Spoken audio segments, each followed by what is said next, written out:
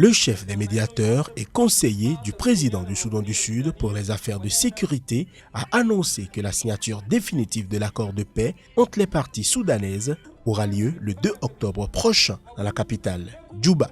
Les autorités soudanaises de transition et plusieurs chefs du Front révolutionnaire de libération FRS, rassemblant des groupes rebelles, ont paraphé le 31 août un accord de paix historique visant à mettre fin à près de 2 décennies de conflits qui ont fait des centaines de milliers de morts, en particulier au Darfour, prévoyant le démantèlement de ces mouvements armés et leur intégration dans les forces régulières soudanaises. Le texte aborde des questions aussi variées que la sécurité, la propriété foncière, la justice transitionnelle, les réparations et compensations, le développement du secteur nomade et pastoral, le partage des richesses et du pouvoir, ainsi que le retour des réfugiés et des déplacés.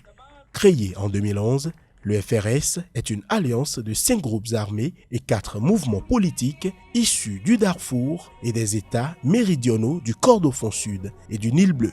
Par ailleurs, le Premier ministre Abdallah Hamdok a signé vendredi un accord de cessation des hostilités avec le SPLM Nord d'Abdelaziz Al-Hilou, l'un des 2 derniers groupes rebelles, avec le mouvement de libération du Soudan d'Abdelwahid Nour ayant refusé à ce stade de se joindre à l'accord de Djouba. La paix avec les mouvements rebelles est la priorité du gouvernement soudanais de transition arrivé au pouvoir après la chute de l'autocrate Omar el-Béchir en avril 2019, après des mois de contestation populaire.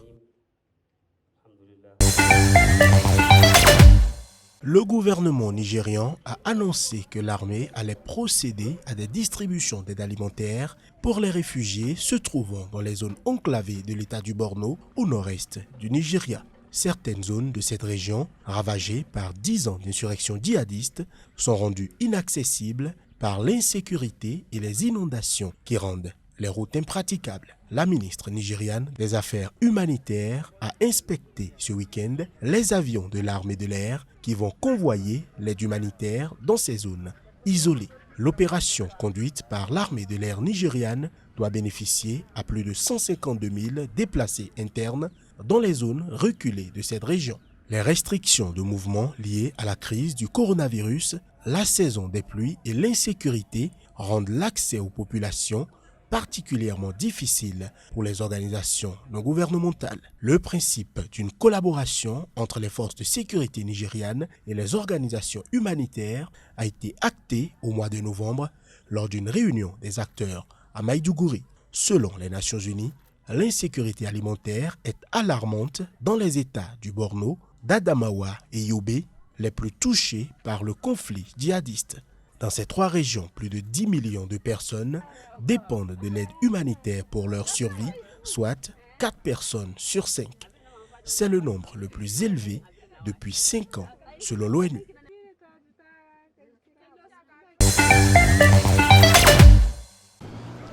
La Centrafrique est toujours en proie aux exactions des milices depuis qu'une coalition de groupes armés a renversé le régime du président François Bozizé en 2013. La signature d'un accord de paix entre le gouvernement et 14 groupes armés en février 2019 n'a pas permis de ramener la sécurité dans une grande partie du territoire. Les seigneurs de guerre tirent profit de l'accord politique pour la paix et la réconciliation en République centrafricaine, écrivent les auteurs de la lettre. Ces leaders rebelles jouissent de tous les privilèges, en particulier la pleine liberté de mouvement et l'impunité malgré la poursuite discontinue des exactions sur le terrain. L'accès aux autorités leur est garanti. Ils se plaisent dans le business de la guerre, érigé en modèle économique du sang humain, fustigent les évêques centrafricains. Les auteurs critiquent également le gouvernement. L'État, selon eux, n'est plus totalement en mesure de bâtir des politiques publiques profitables à la population. Toutefois, les évêques évoquent des signes d'espérance à 4 mois de la présidentielle. La reconstruction de l'armée nationale, avec le soutien de l'Union européenne et de la Russie, ainsi que le redéploiement de l'autorité de l'État dans plusieurs provinces du pays. Dans une requête qui date du 6 septembre dernier, Pascal Afine-Guessant et le Front populaire ivoirien fondé par Laurent Gbagbo ont demandé au Conseil constitutionnel de déclarer inéligible le président Alassane Ouattara et par conséquent de rejeter sa candidature pour la présidentielle du 31 octobre prochain. Alors que la Constitution limite à 2 les mandats présidentiels, L'annonce de la candidature du chef de l'État sortant pour un troisième mandat a provoqué des manifestations meurtrières au mois d'août dernier. Les partisans d'Alassane Ouattara affirment que le changement de constitution en 2016 a remis les compteurs à zéro, ce que conteste le FPI. Ancien ministre de Laurent Gbagbo, Charles Blé Goudé a lui affirmé ce lundi à La Haye, où il est en liberté conditionnelle, qu'il faut reporter la présidentielle. Organiser le scrutin dans des circonstances pareilles serait conduire le pays droit dans le mur, a déclaré l'ex-chef des jeunes patriotes Charles Blé Goudé. Il nous faut repousser le scrutin, mettre ce report à profit pour organiser des assises nationales qui permettraient de rechercher le consensus, a-t-il poursuivi. En ce qui concerne la commission électorale indépendante ivoirienne, elle a indiqué le 3 septembre dernier avoir reçu 44 dossiers de candidature, dont ceux de Laurent Gbagbo, toujours en Belgique, et de l'ex-chef rebelle et ancien Premier ministre Guillaume Soro, qui réside en France.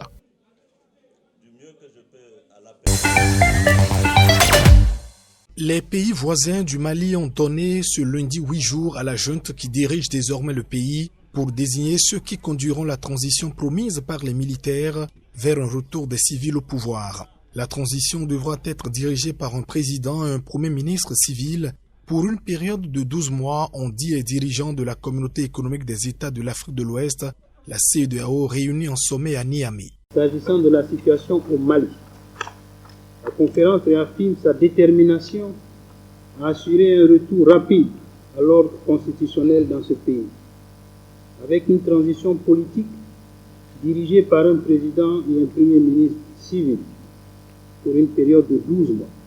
Le président de la transition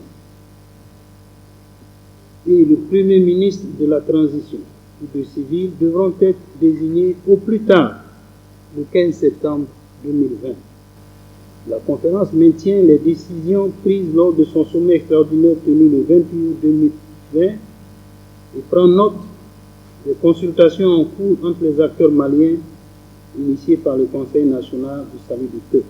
Les chefs d'État ont maintenu les décisions déjà prises depuis le coup d'État du 18 août dernier, à commencer par les sanctions comme la fermeture des frontières des pays de la CEDEAO avec le Mali et l'embargo sur les échanges commerciaux et financiers. 8 chefs d'État, dont les présidents sénégalais Macky Sall et ivoirien Alassane Ouattara, mais aussi Bissau-Guinée Umaro Sissoko Embalo, étaient présents au sommet. Et comme prévu, le sommet a élu le Ghanéen Nana Akufo-Addo pour succéder à Mahamadou Issoufou à la présidence de la CEDEAO pour un mandat d'1 an. La Cour constitutionnelle devait arrêter et publier la liste définitive des candidats retenus, a affirmé son directeur de cabinet, Ibrahima Sori Touré, joint par téléphone. La Cour est tenue de se prononcer aussi rapidement sur la validité des candidatures en raison du délai légal lui imposant de le faire 39 jours avant le scrutin. Les prétendants à la présidence de ce pays de 12 millions d'habitants, sortis en 2010 de décennies de régime autoritaire, avaient jusqu'à mardi minuit pour déposer leur dossier. Ce scrutin présidentiel, un de plusieurs prévus d'ici la fin de l'année en Afrique de l'Ouest, menace d'être troublé tant la contestation demeure quant à sa légitimité et à l'éventualité d'un troisième mandat du président Alpha Condé. Ancien opposant historique démocratiquement élu en 2010 et réélu en 2015, le chef d'État sortant s'en annonce le favori à 82 ans avec le leader d'opposition et ancien Premier ministre Cellou Dalein Diallo. Le 2 septembre, Condé a mis définitivement un terme à des mois d'ambiguïté en confirmant qu'il briguerait sa propre succession. Lui et ses partisans soutiennent que la nouvelle constitution qu'il a fait adopter en masse dans la controverse remet son compteur personnel à zéro et lui permet de se présenter. Ses adversaires dénoncent un coup d'État constitutionnel. La protestation a mobilisé à plusieurs reprises des milliers de Guinéens. Elle a donné lieu à des heurts et a été plusieurs fois durement réprimée avec à la clé des dizaines de civils tués. Pour l'heure, l'opposition se divise sur la participation ou le boycott du scrutin.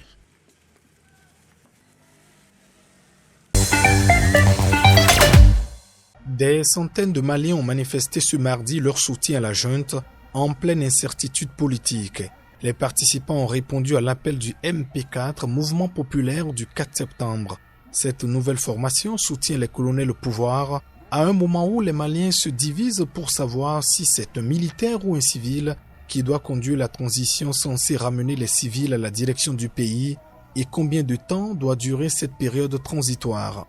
On veut que l'armée reste au pouvoir le temps qu'il faudra, pourquoi pas 3 ans d'ici la fin du mandat de l'ancien président Ibeka, a scandé un manifestant en faisant référence à Ibrahim Boubacar Keïta renversé par les militaires le 18 août dernier. Les militaires ont dès le départ promis de rendre les commandes aux civils à l'issue d'une transition d'une durée à déterminer. Ils ont initialement parlé de 3 ans correspondant à l'échéance du mandat présidentiel sous la conduite d'un militaire. Mais ils se sont heurtés au refus des voisins ouest-africains qui ont lancé des concertations avec les partis et la société civile sur la mise en place de la transition. La junte est soumise à la pression des acteurs locaux avec leurs intérêts propres, mais aussi de la communauté internationale. La communauté des États ouest-africains réclame un retour des civils au bout de 12 mois maximum. Elle impose un embargo sur les flux commerciaux et financiers avec le Mali. Ce lundi, elle a donné jusqu'au 15 septembre aux militaires pour désigner un président et un premier ministre civil de la transition, ne laissant que quelques jours à la junte pour surmonter les divergences maliennes. La junte organise 3 jours de concertation à partir de ce jeudi.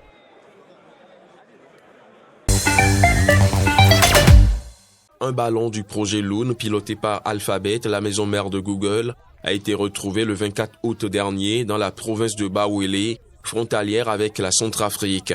Quelques jours après cette découverte, le ministre des Transports Didier Mazenga a indiqué dans un arrêté que le directeur général de l'aviation civile, Jean Tiumba, est suspendu de ses fonctions. Les autorités congolaises lui reprochent d'avoir autorisé le survol de la République démocratique du Congo par un ballon stratosphérique Google à l'insu du gouvernement. Ces décisions relèvent des attributions du gouvernement, du domaine scientifique à portée sécuritaire nationale, a également indiqué le ministre dans son arrêté. Mais une source proche du directeur suspendu a déclaré que l'AAC n'accorde jamais une telle autorisation sans l'accord préalable et express du conseil spécial du chef de l'État en matière de sécurité. Le projet Loon affirme vouloir développer l'accès Internet dans des endroits reculés en Amérique du Sud et en Afrique. Ces ballons volent à 20 km d'altitude. Ils embarquent des équipements qui permettent des communications avec le sol, là où l'installation d'antennes relais est impossible.